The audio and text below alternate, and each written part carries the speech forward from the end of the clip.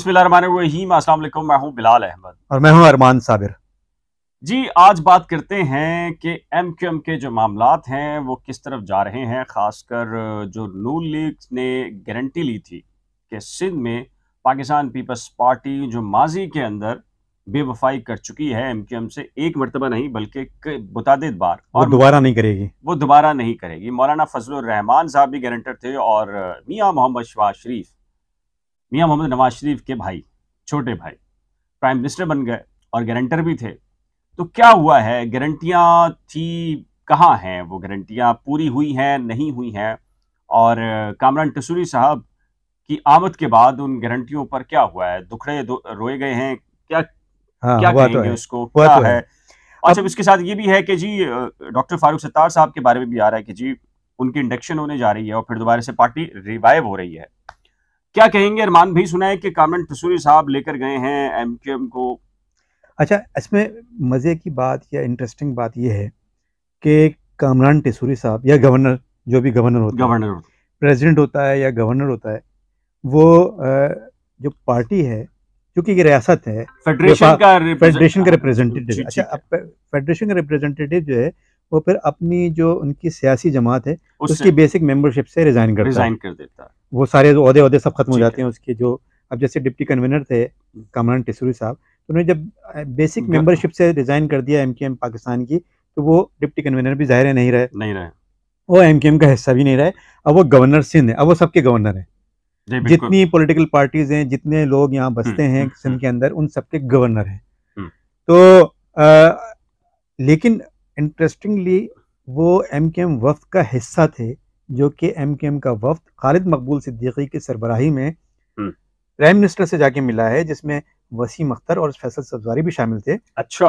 वो जाके मिला प्राइम मिनिस्टर से, और प्राइम मिनिस्टर के साथ जो मुलाकात में उस डेलीगेशन के अंदर कामरान टेसूरी भी उस डेलीगेशन का हिस्सा थे। नहीं, मीडिएटर भी अब तो हो सकते हैं ना।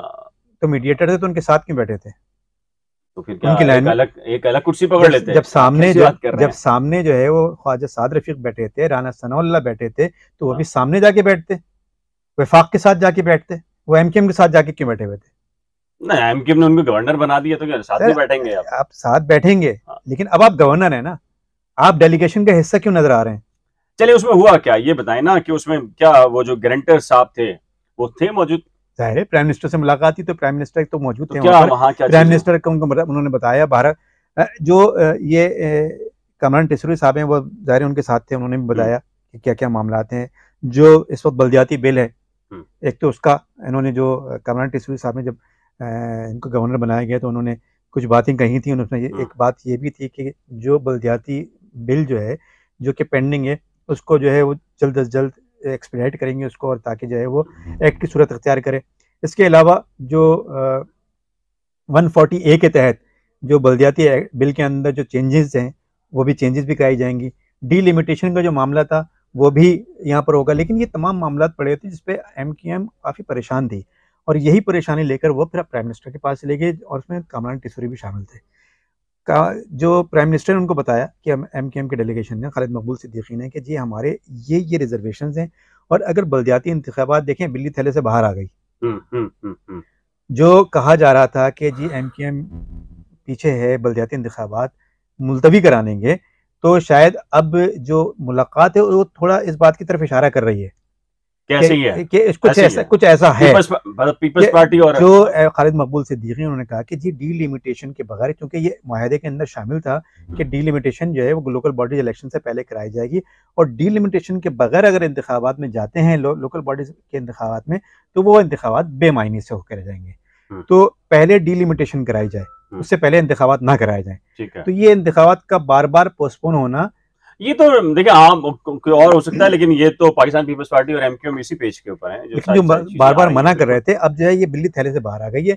और ये उन्होंने बाकायदा बताया है कि जी डीलिमिटेशन के बगैर, नई हल्का बंदियों के बगैर इंतखाबात में जाना बेमायनी से होकर रह जाएगा।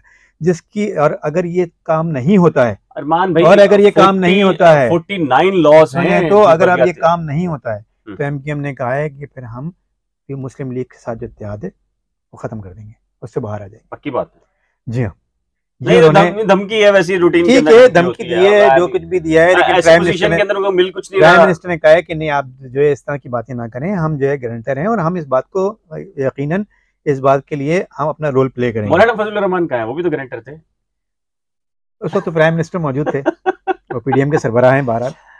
तो बहरहाल सरबराह तो मौलाना फजलुर रहमान, जी हाँ, बिल्कुल मौलाना बिल्कुल। फजलुर रहमान गारंटर थे। पीपल्स पार्टी के करीब तो शहबाज शरीफ से ज्यादा मौलाना फजलुर रहमान है, आसिफ अली जरदारी के करीब। तो वो पीपल्स पार्टी के साथ सिंध की सतह के ऊपर जो भी इन्होंने जो भी मुआहदा या जो भी चीजें टर्म्स एंड कंडीशंस तय किए, उसका नुकसान किसको हुआ? पीपल्स पार्टी को तो नहीं हुआ अभी तक। देखिए, पीपल्स पार्टी को अगर अभी भी बल्दियाती इंतखाबात होते हैं तो पीपल्स पार्टी अच्छी खासी सीटें लेने की पोजीशन में है, डिलिमिटेशन की वजह से, हल्का बंदियों की वजह से, हल्का बंदियों की वजह से भी, और उसकी पॉपुलैरिटी भी अच्छी खासी है।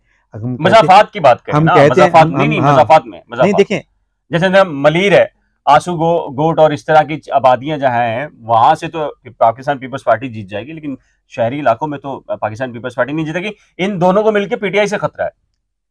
पीटीआई से खतरा है, पीटीआई भी एक हद तक जीतेगी, लेकिन पीटीआई भी मेरे ख्याल से, देखें हम कहते तो है ना कि पीटीआई की इस वक्त वेव आई हुई है, लेकिन जो आप यूनियन काउंसिल की सतह पे जाते हैं ना, तो यूनियन काउंसिल की सतह पे जिस तरह की हल्का बंदियां हैं, उसमें पीपल्स पार्टी और एमक्यूएम ये समझते थे कि हम पीपल्स पार्टी और एमक्यूएम मिलकर मेयर ले आएंगे ये, और ये इस पोजीशन में भी थे। लेकिन एमक्यूएम का जो इस वक्त हाल है, तो अब पीपल्स पार्टी समझती है कि बहुत ज़रा मुश्किल हो जाएगा मेयर लेकर आना, अकेले या कोई और पार्टी को अगर मिलाना पड़ गया तो उसमें फिर हो सकता है कि पीपल्स पार्टी अब भी इस पोजीशन में है बिलाल कि पीपल्स पार्टी जमात इस्लामी को मिलाकर मेयर ले आए। नहीं, पीपल्स पार्टी के साथ जमात इस्लामी तो नहीं मिलती, मेरा नहीं ख्याल। आपका ख्याल है, लेकिन मैं ये कह रहा हूँ, पाकिस्तान तहरीक इंसाफ, जमात इस्लामी, ये थोड़ा सा मुझे लगता है कि इत्तेहाद किसी सूरत के अंदर हो सकता है, बैठ सकता है। फंड कहाँ से मिलेंगे?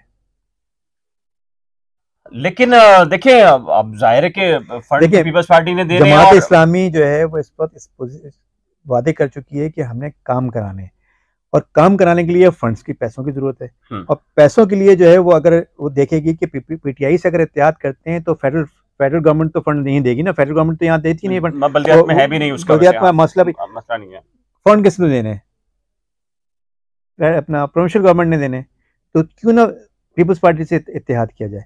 देखिए ये सारी ये एक पॉसिबिलिटीज है, मैं जब बात कर रहा हूँ, चले हम ये, लेकिन अभी हम बल्दियाती सिस्टम पे तो बात नहीं कर रहे हैं, हम बात कर रहे हैं एमक्यूएम की बात कर रहे हैं ना, तो एमक्यूएम चले। लेकिन बात ये है ना कि आपको लगता है कि शहबाज शरीफ साहब जरदारी साहब को कॉल करें, मुराद अली शाह साहब से कहें, बिलावल भुट्टो से कहें, यार ये मसले हल करो, और वो हल कर देंगे आपके ख्याल से? उनके अपने स्टेक है ना, कोई भी पार्टी अपना स्पेस नहीं छोड़ती। देखें अरमान भाई, अगर ये बात अगर ये बात है तो फिर समरी की मूव हुई है बल्दियाती इंतखाबात। मैं आपको बताऊं, 40 मेरी इत्तला के अंदर 49 लॉज हैं जो तब्दील होने हैं बेसिकली, जो केएमसी से लेके जो डिपार्टमेंट सिंध गवर्नमेंट ने लिए थे, 2-4 के अलावा कुछ नहीं मिल रहा है आपको।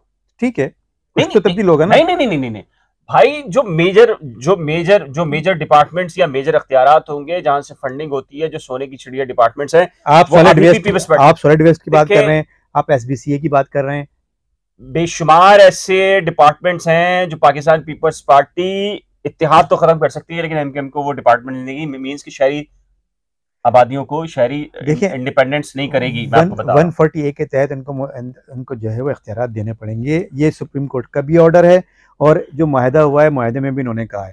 तो एक हद तक क्या उस हद तक जो है, जिस हद तक बातचीत हुई है इनकी, उस हद तक तो उनको इख्तियारात देने पड़ेंगे। चले जी, इसमें अभी समरी भी मूव हुई है, और आज शाम को तो मेरे ख्याल थोड़ी देर के बाद अभी इजलास भी है, जिसमें हमारी इत्तला में डॉक्टर फारूक सत्तार साहब के बारे में डिस्कशन किया जाना है। हमें एक सोर्स से पता चला है कि हमने जब ये पूछा एक साहब से कि क्या इंडक्शन होने जा रही है डॉक्टर साहब की, तो उन्होंने कहा इजलास में फैसला नहीं हुआ। तो मेरी मुस्कुराहट तो कि इजलास में कौन से फैसले होते हैं और बाहर से कौन से फैसले हो रहे हैं, बहरहाल जा रही है, ये वक्त तो आता है। कामरान टिसरी साहब जो है अब तो माशाल्लाह से गवर्नर है, लेकिन क्या गवर्नर बनाने का फैसला इजलास में हुआ था? मैंने यही तो कहा। चले जी, इस सिलसिले में आपकी राय क्या है? अपनी कीमती राय का इजहार नीचे दिए गए कमेंट सेक्शन में जरूर तहरीर कीजिएगा। अगर आपने Armaan Sabir vlog current affairs with Bilal और नई खोज को अभी तक सब्सक्राइब नहीं किया तो बराए करम सब्सक्राइब, शेयर, लाइक और बेल आइकन को लाजमी प्रेस कीजिएगा। खुदा हाफिज।